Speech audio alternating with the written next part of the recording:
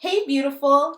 Today in this video, I will be showing you how I pluck my eyebrows at home, what are my favorite tools that I like to use, why I use them, and how I achieve step by step my desired look.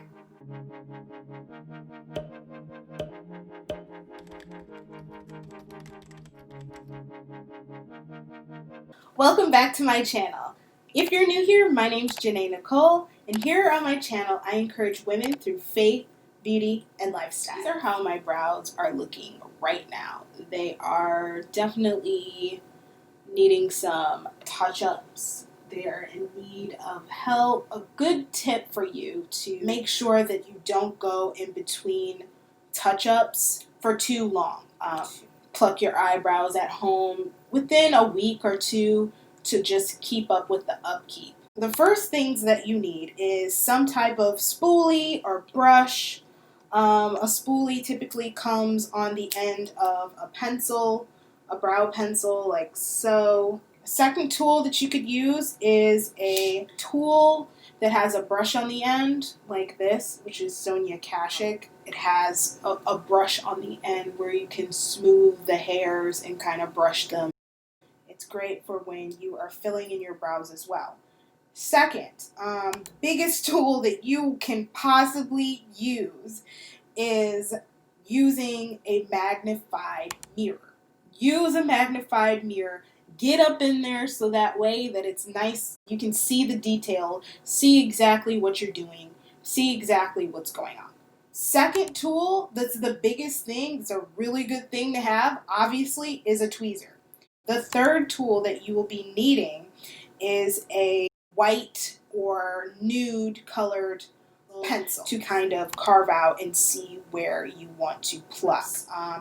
A way to kind of figure out and map out what it is that we want our eyebrows to look like.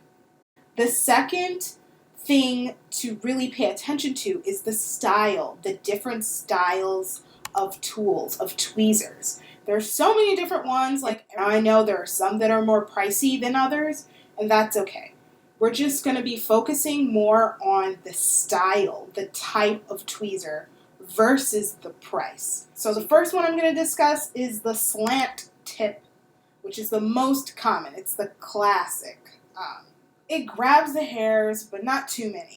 That can be a problem, especially if pain's involved. It can be a problem. Okay, so a Slant-Tip one looks like this. Second style I'll be talking about is the Point-Tip, which I will put that on the screen right now here. The Point-Tip tweezer can be very sharp, so this is one that you have to be extremely careful about, and you have to focus on literally one hair at a time. But they give you the precision that you're looking for if you want to grab a specific hair that you want to pluck. And ideal for those ingrown hairs. Don't we hate those ingrown hairs? Those ingrown hairs are so hard to grab sometimes.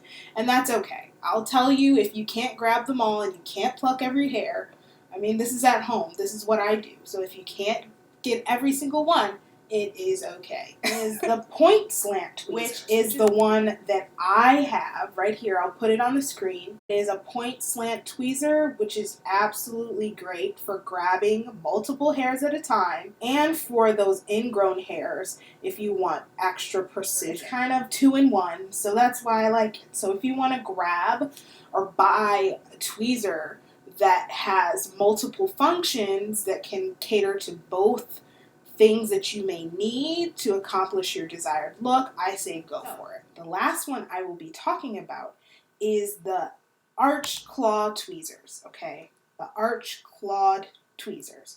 You're thinking, okay, what are those? They sound kind of dangerous and a little bit scary. They're not that scary. The pointed ones are scary, but you can still use them. The angled claw tweezers is a great design for people who have a hard time seeing the hair that they're grabbing. So people who have a magnifying mirror, they're still looking inside and they're having a very hard time. They kind of have, like I said, a claw. So think of like that machine in arcades and places like that where they have the claw that comes down and grabs the toy. But it's got that claw to kind of pinch, but you can kind of see better what you're doing, what you're grabbing. Say you're right-handed and you're trying to grab a hair on the left side. It's already kind of awkward. You're trying to see, and maybe the flat head is a little too thick for you to see. These tweezers are kind of perfect to kind of help you see and guide. And it also depends on the angle of your wrist, the angle of your hand. So those are the tweezers that I wanted to talk to you about. And these are the ones that I typically rotate in. I have my favorite that I like to use. Pick whichever one you feel works for you or that you think sounds like it would work for you. So for paint, take a warm or hot towel, place it in the designated area that you're about to pluck, hold it there for a few seconds, then quickly start the process of plucking afterwards. While the pores are open, that's the key.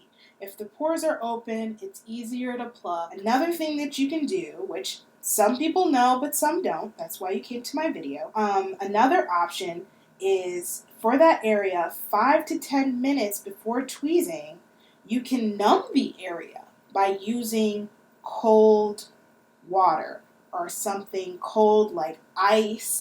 Okay, so now that we've prepped for paint and everything, I don't personally prep for paint because I'm used to it, but that's okay, but I do get red. We're going to take our Essence pencil, which I have here. Nice cruelty-free option. What I like to do is I like to look in my mirror. Make sure that you have 2 mirrors. That's very important. Because 2 mirrors, you can look at the magnifying one up close, but then you can kind of step back and see yourself what the brow shape looks like from afar.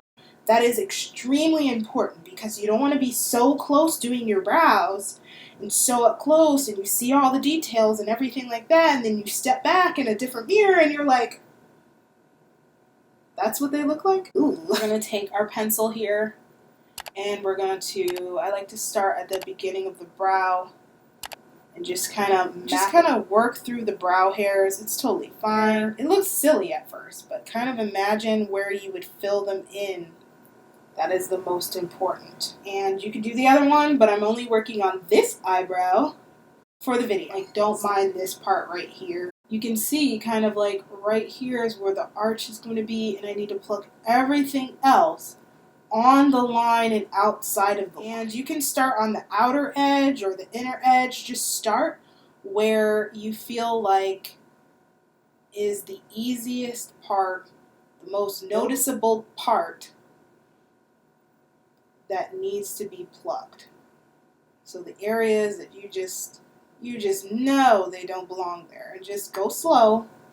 Take one hair at a time. Now you can see the area that I'm working on is getting red, but I am not bleeding. It's not so painful for me. There's certain areas on your brow bone that's going to be a little bit more painful than others. For some people, it's the outer edge of the brow. For some people, it's the arch. For some, it's up here, closer to the hairline. For me, it's kind of in here.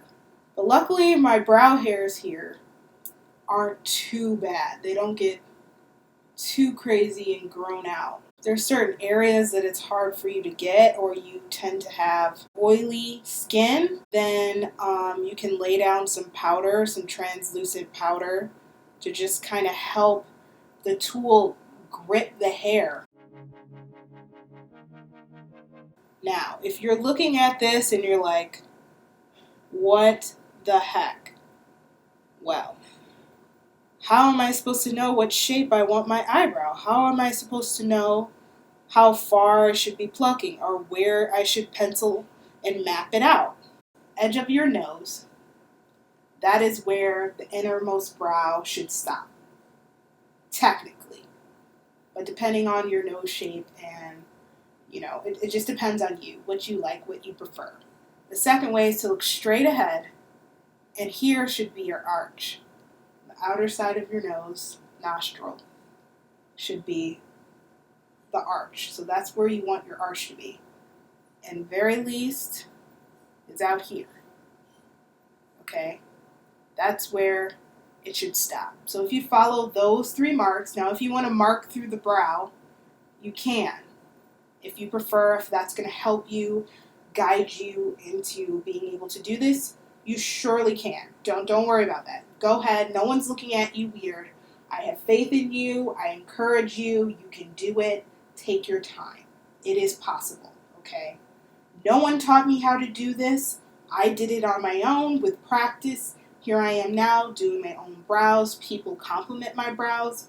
I tell them I do it myself. This is the reason why I wanted to make this video. Okay, so I'm done.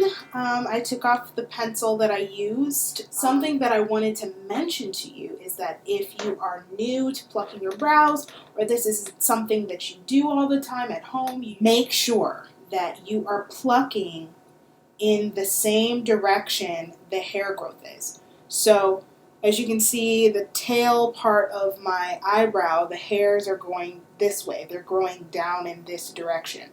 So what you want to do is take the tweezer and pluck out in that direction, the direction that it's going. You want to pluck away. For the front hairs here, they're growing up in this direction.